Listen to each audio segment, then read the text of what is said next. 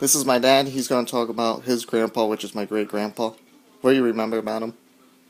I remember him telling me how his father and mother, they're both Japanese, of course. They had moved to the United States in the probably like 1920s,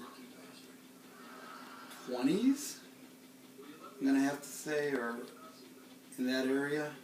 And they had a bakery. They lived in New Jersey, East Orange, by Thomas Edison.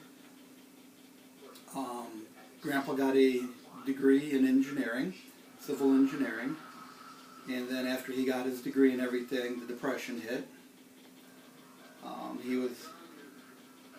Once the Depression hit, there were no jobs here, so he had a citizenship, of course, also in Japan because of his parents. So he went to Japan, and while in Japan working for Babcock and Wilcox of London, the war broke out, and he was kind of stuck over in Japan.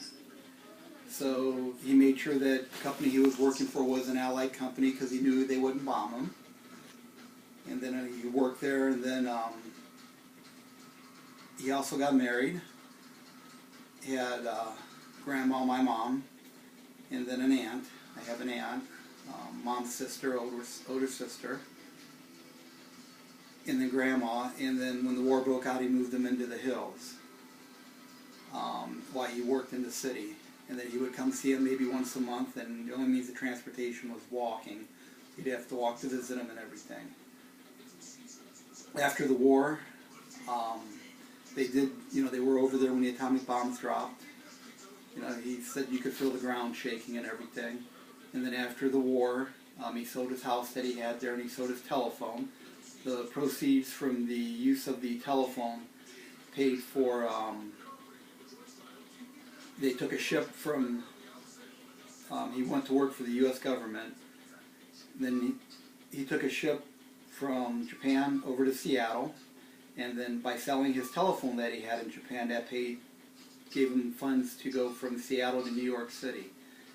And then they moved to New York and finally settled down in the New York area, in the New Jersey area, and then from there they got a job with B&W in Barberton, Ohio, and they moved from there over to here in Ohio. He was a civil engineer, very quiet, very traditional man, and he would do anything he could to help his family out.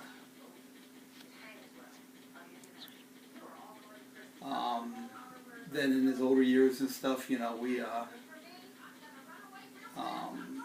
put an addition on a house and he had to move in with us, of course. And then he lived with us, and he lived a few days shy of his 100th birthday. And up until that point, he was mobile and could do anything that he wanted to do.